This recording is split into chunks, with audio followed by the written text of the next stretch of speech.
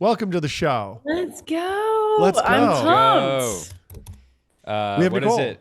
Nichole Wiki? Oh my God, Rory, I could kill him. I think we've mispronounced your name so many times. Is it Wischoff?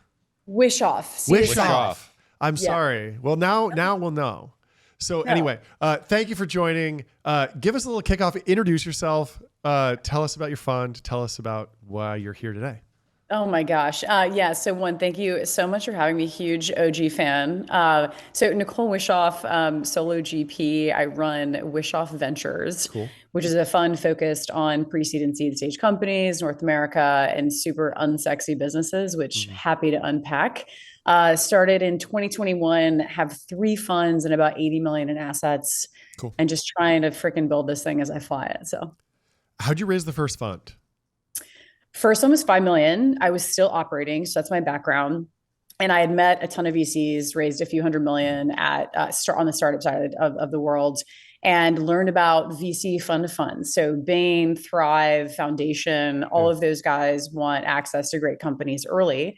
And so got a call from a VC friend that was like, you should raise a fund, you're angel investing, let us give you like $500,000. And the rest is history. So I raised 5 million pretty quickly. I think like 20-ish LPs, was doing it on the side, decided I loved it. And then in 22 raised 20, last year raised 50. So it's like, it's actually happening. It's such a narrative violation. One, solo GP that didn't have a Twitter account before you... The fund came before the Twitter account, which is rare. 2, started in 2021 and have delivered, from all the data that I've seen, phenomenal performance. And so it's just, it's been amazing to see. How did so many people never find their voice online. It felt like you did quickly, and it was natural. And we know people that spend 5 hours a day to try to produce X content that just completely flops. Yet it seems like you have this sort of effortless ability to just, I think you treat it like a personal, like notes to self almost, but it just resonates. How long did it take you to kind of find that voice? I would say it was from the start, though it wasn't intentional. And I, to this day, don't have any drafts. Like I think, but maybe I have 4 in there from like drinking too much and like, maybe I should wait until tomorrow. I have rules. I tell my LPs I have 3 rules for Twitter. I can go through those. But so I was in a group chat with like Alex Cohen, who like shit posts, and like, you guys know Alex, and Aaron Frank, who's now an investor at Lightspeed. Aaron, don't kill me. And we're in this group chat, was never on Twitter, not even as like I'm scrolling just to see what like lurking. So I actually didn't know how insane people are to each other on it. So I came in and I was like, cool, this is like a cool app. In 21, because Aaron was like, Nichole, you're a VC now, you have to like use Twitter. And so I hard launched with a $5 million fund. I have like my first viral tweet probably like a week later. And it was something like, I don't know if you guys were even following, you probably know who I was. This was like a couple years ago. And I said something like, can confirm that it is 10x easier to raise a $5 million fund than to get 500 Twitter followers on X, like now X. And Alex Cohen retweets it and is like, you guys, throw Nichole a bone, like she's a loser. And anyway, like totally takes off. So I always say like the first 1,000 was tough. And since then, honestly, like I think a few things. One, I keep them super short. I try to never say like start them with I, and I'm like, hey, had a thought last night, blah, blah, blah.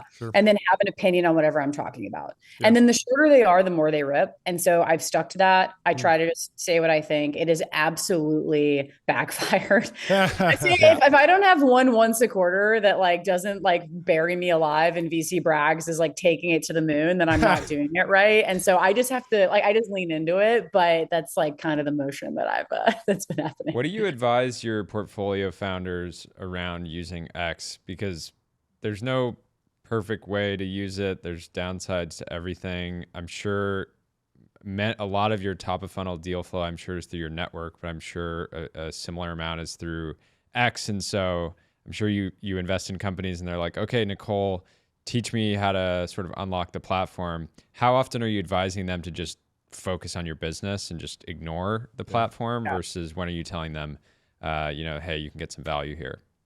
So honestly, because I'm doing pre-seed seed and it's so early, there's so much other crap to figure out that like, if they're focusing on getting like, 10 followers a day, which you guys know, you're building this thing too. Like in the beginning, it's slow and then it's not, but like it takes a commitment. It's daily. they could be doing so many other things to de-risk the business for the first at least 2 years. So I typically don't want to have that conversation until honestly Series A, Series B. They've got like more of a team. And by the way, I've advised plenty of companies and tried to get it going. And like, there's no time for it. There's no consistency. So I think it's largely a distraction, though I'll caveat this with some people are just naturals. I think you have it or you don't. I don't think it's like this learned skill. Like look at Nikita, like ask him if he ever got help with like tweets. It's just that he's just a natural at saying what he thinks and having thick skin, and it just works. So if my founders are asking me for help on building a Twitter strategy, it usually means they shouldn't be doing it. And that's most people generally, not even my founders. Awesome. How sharp are your elbows? Your pre-seed seed, I'm assuming you're trying to get, 10% ownership. I'm sure there's some flexibility there. You put out like wouldn't say you don't have an aggressive persona, but we can tell you're really like an athlete, right? Like when you're competing for rounds, are you trying to take as much as you possibly can, or do you take a more collaborative approach these days? I'm a firm believer that it takes a village to get a company off the ground. So I would argue something totally different. If you're Series A, take the whole round. You're adding like strategic value, you have a platform, and like one fund can do that. So if my founders are like, hey, one fund wants to take the whole A, I'm like, go for it. I think if you're if you're pre-seed seed, you want all the strategic angels. They're like one call away from an intro to Walmart or like a huge brand that you want, or like those little things that people like do for you early on. Like actually, I think do help the business. First customers, first hires. So I always try to take, let's say for fund 2 is I wanted to get 5%, typical dilution at pre-seed seeds, like 20%, maybe 15. And so I'm never usually having issues like getting that. By the way, I hate hot deals. They never were. I've done all the deals, all the multi-stage funds at pre-seed seed. They're like my worst, like I shouldn't say they're still in business and it's going well, but like they're not standing out and shining any brighter than other companies. Like this is super hard. And also I paid 2x what I should have. And so I hate noise. If there's a ton of funds running in one direction, I just run the other. So like sharp elbows, no, but I try to be super realistic about rounds and structures. And really collaborative is the short answer. Where have you made investments that you're still excited about, that you're done investing sort of broadly in the category? So, well, I feel like I'm dipping my toes back in, even though I left for 2 years. I think, look, lending is really hard in a high interest rate environment, right? Like your facilities are so expensive that like your burn is like through the roof. So for a lot of companies that were trying to build insurtechs or lending businesses, they only had maybe 2 million in the bank. They just never raised another round. Or I was looking at those businesses thinking like, if I even seed this, you're not going to be in the clear for at least 2 to 3 years, or another fund is comfortable underwriting this type of business. And so, I got my MBA, I feel like right when I started my venture journey, on like great markets and horrible markets, because fund 1 is 2021. And I was like, oh my God, I'm so fucking good at this. And then like 23, I was like, I am so bad at this. And then 24, I was like, you know what, I'm going to stick around and like, figure this thing out. So I think lending's dicey, but now I'm getting excited about it again. So, yeah. What's the vision for the fund going forward?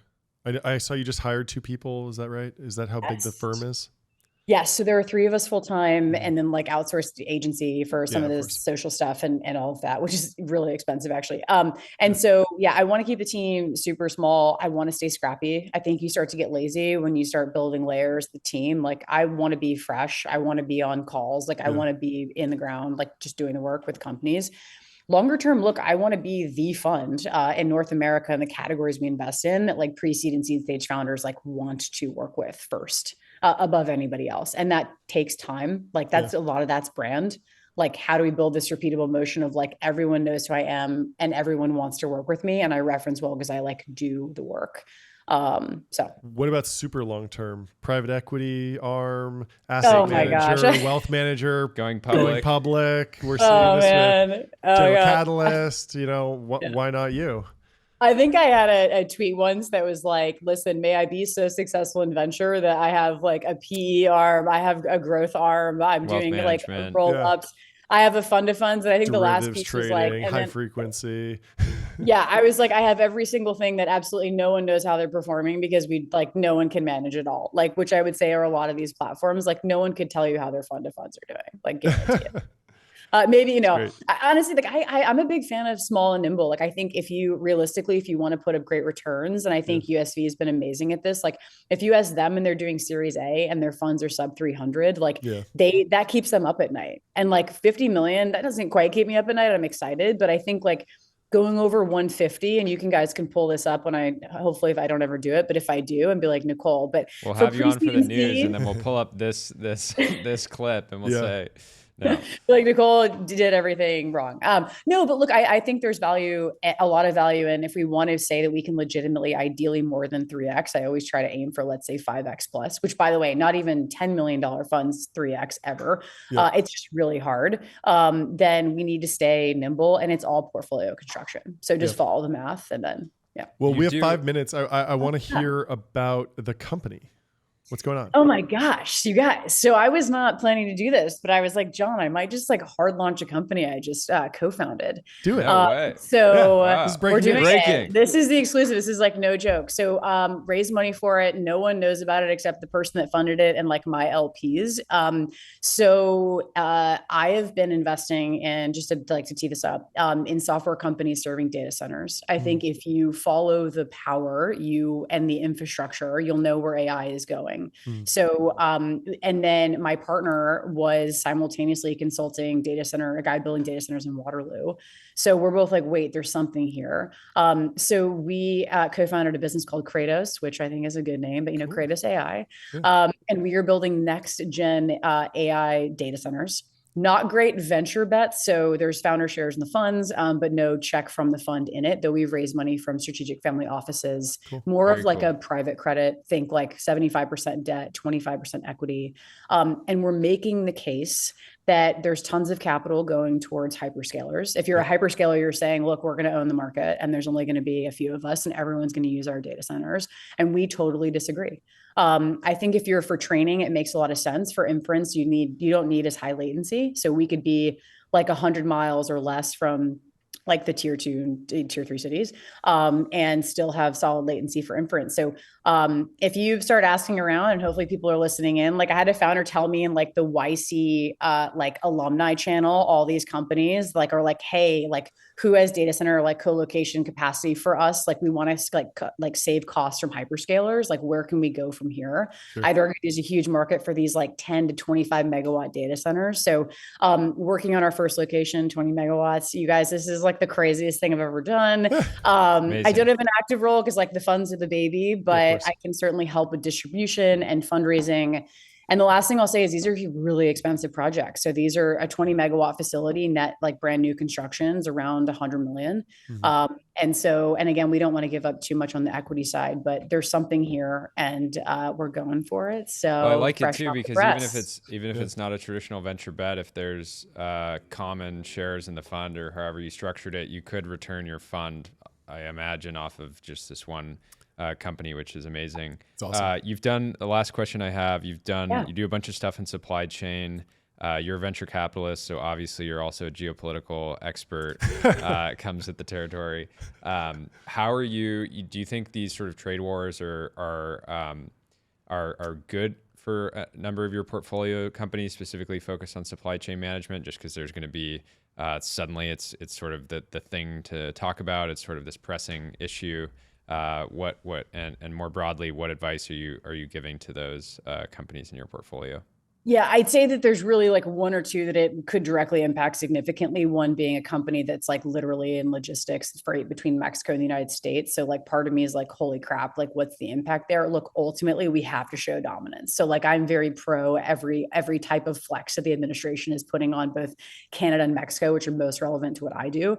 And so let's can go, honestly. Like I think ultimately I'm hoping that we're bluffing to get what we want. So my bet is like, oh my God, keep delaying. I think I just saw the headlines with Canada that like Trump's delaying it like 30 days or I don't know what it is. So anyway, I love the flex. I hope it's only a flex, but it would impact what's going on, at least for a couple of our companies. So I'm like keeping my fingers and toes crossed. But again, we have to exert dominance. So I'm happy with the administration and what we're. I love the energy. Augustus Dorico was on the show earlier, and he called Taiwan an American colony. Yeah. So you guys are both in the same camp. Nichole, Awesome. it's so great to have you. Congrats on the new company. We would love to have you on whenever you have portfolio news, whenever you have fun news. You're always welcome on the show. You are a brother to us, technology brother. Love you guys. Thank you so much for having me. Yeah, thanks so much. Bye. Talk soon.